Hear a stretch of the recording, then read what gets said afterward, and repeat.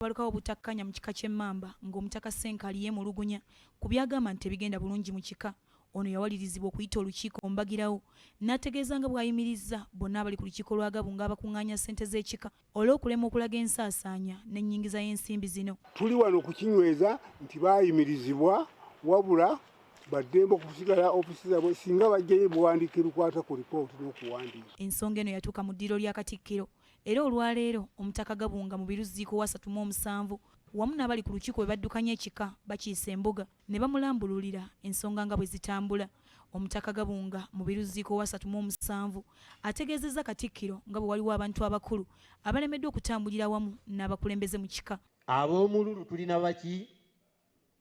Abasajja bakulu beeyita abakuza tetuganye, ate njagala nnyo ayeeyita omukuzu abeere ng'akuleetera n'ekyokulya naye takikola ki? Naye abeera mukuza buli lunaku n'akula pakadi. Kati nina abaana 18 be naakazaala sikula. Katikkiro Charles Peter Mayiga asinzidde wano n'asaba abakulu mu bika okukomya okwanamya ensonga zaabwe kubanga kino kibalemesa okubaako bye batuukako. Ndowooza nti nga wabaddewo ensonga ow'emmamba yandisoose kugitwala mu mbuga ey'ekika gyeyinza okuva mpozi n'egenda ewalala. Naye buli lwe tunaaba n'ebitusoomooza ne tukuŋŋaanya Obuganda bwonna tububuulire, ensi tejja kutereera bulungi kubanga ebika kwe tuyimiridde.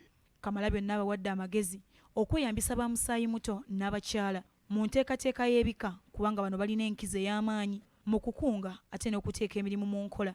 Bajje mu bukulembeze bw'ekika bayige ebintu okuva ku ba Dr. Kimala, ba Stanley Kijjambu. Tuyinza okugamba nti ono muganda wange Nsubuga akyalina endowooza oba muvubuka, naye n'abamusinga obuvubuka bentegeeza n'abakyala Ssebugabunga baleeta obukulu basobola okutwala mu kika. Ow'omu mbuga agamba nti ebika byonna bisaanye okwettanira okutandikawo ekittavu okwefaananyirizaako ekika ky'emmamba ekyatandikawo Mamba Financial Trust kubanga kiyamba okwekulaakulanya ng'ekika kyokka mu byonna beesigame nnyo ku nnyingo y'obwerufu. Tewali muntu ayinza kgenda kwewola mu bbanka ng'egenda kugwa. Omanya nti ebintu bijja kufiirayo.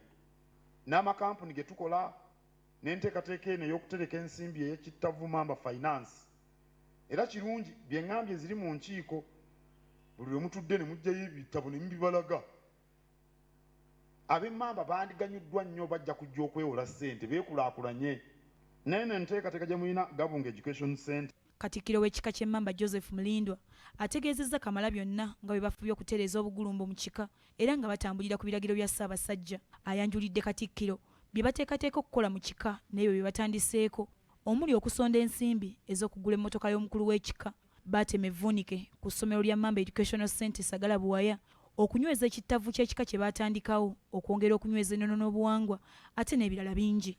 Kiragiro kyakatuwa ekirya kya nnaku zino ekyokwewandiisa mu bika njagala okukakasa nti bazzukulu ba Gabunga Dr. Sam Kizito n'abalala beesowodde ne bagamba atandikeko obufubo n'abataka abakulu ab'emituba ab'emasiga bonna okulaba nti bateeka mu nkola ekiragiro kya Kabaka. Kale Fatuma Nakiwala Kivumbi, BBS Telefina, ageesigeka.